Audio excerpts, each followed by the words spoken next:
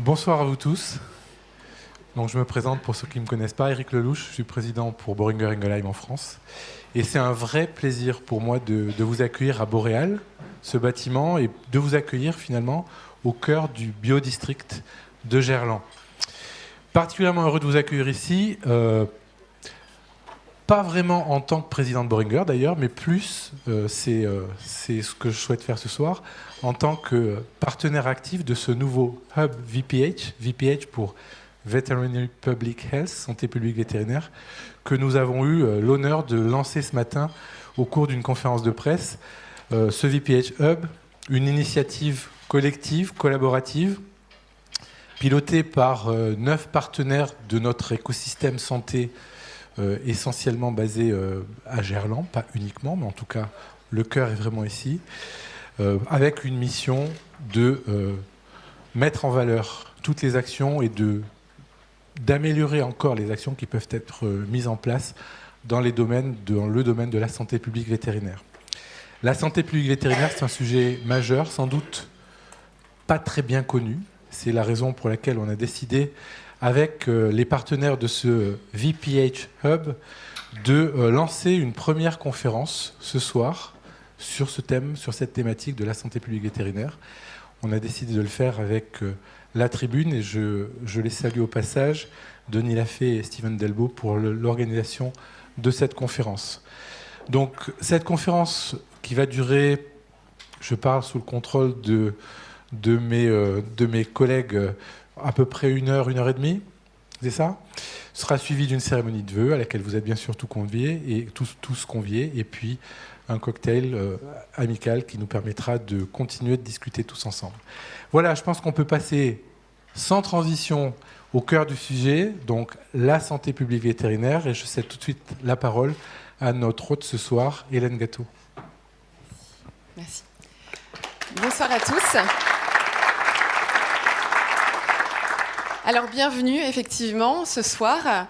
Je suis ravie effectivement de vous accompagner. Je me présente, donc je suis Hélène Gâteau, je suis vétérinaire. Je suis également journaliste et animatrice en télé et en radio, sur France Télévisions et sur RTL, où j'ai une casquette vraiment vétérinaire, où je parle d'animaux, et également sur Ushuaïa TV, où j'ai une casquette plutôt environnement. Alors ce soir, c'est une soirée qui va être riche de par la qualité des intervenants qui vont se succéder ici sur scène, riche également bien sûr de par le contenu que nous allons aborder ensemble autour de la santé publique vétérinaire.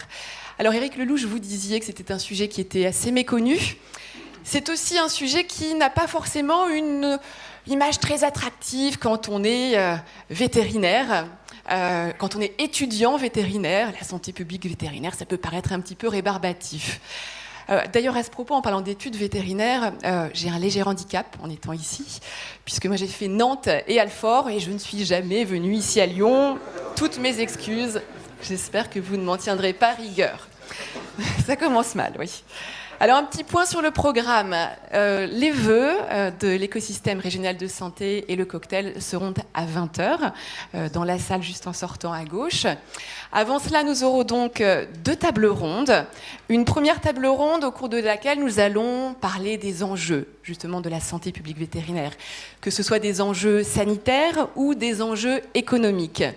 Nous aurons une deuxième table ronde où, cette fois-ci, nous allons étudier les pistes pour améliorer l'efficacité de la santé publique vétérinaire.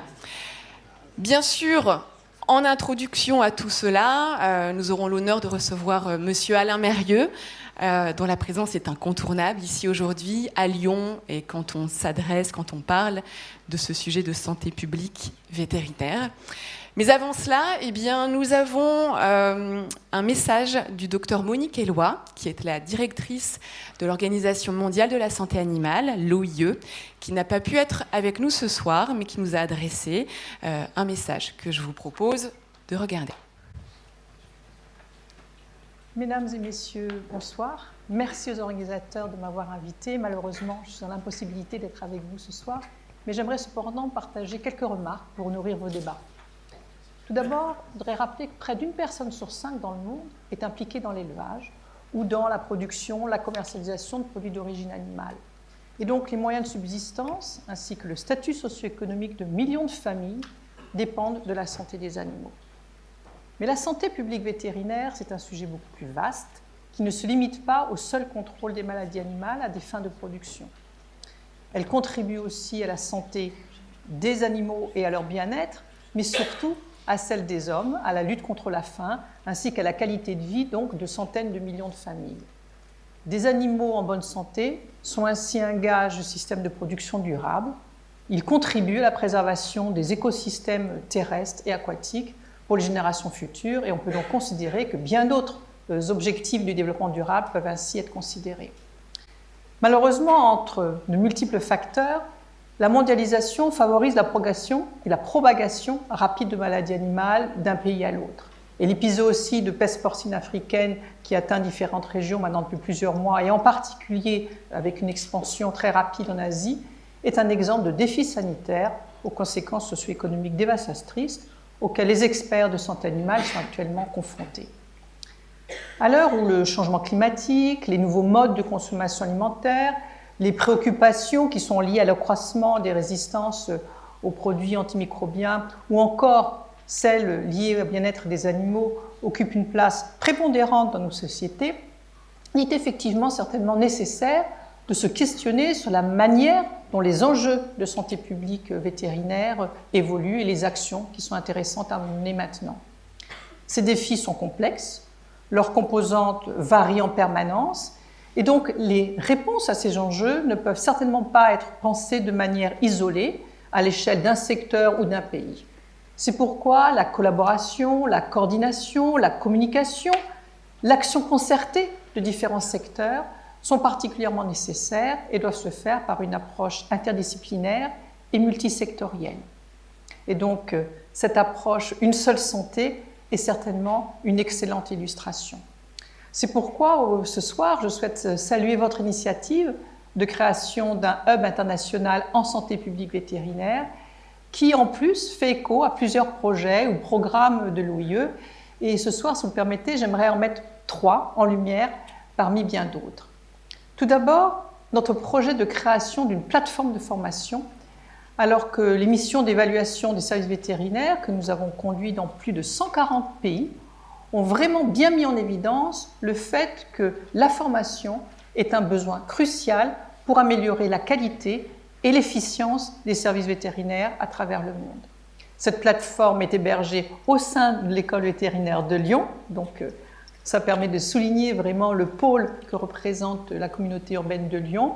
Et cette plateforme doit développer des relations étroites avec l'antenne lyonnaise de l'OMS, qui est également impliquée d'ailleurs dans l'évaluation des services de santé humaine à travers leur mission d'évaluation auxquelles quelquefois nous participons.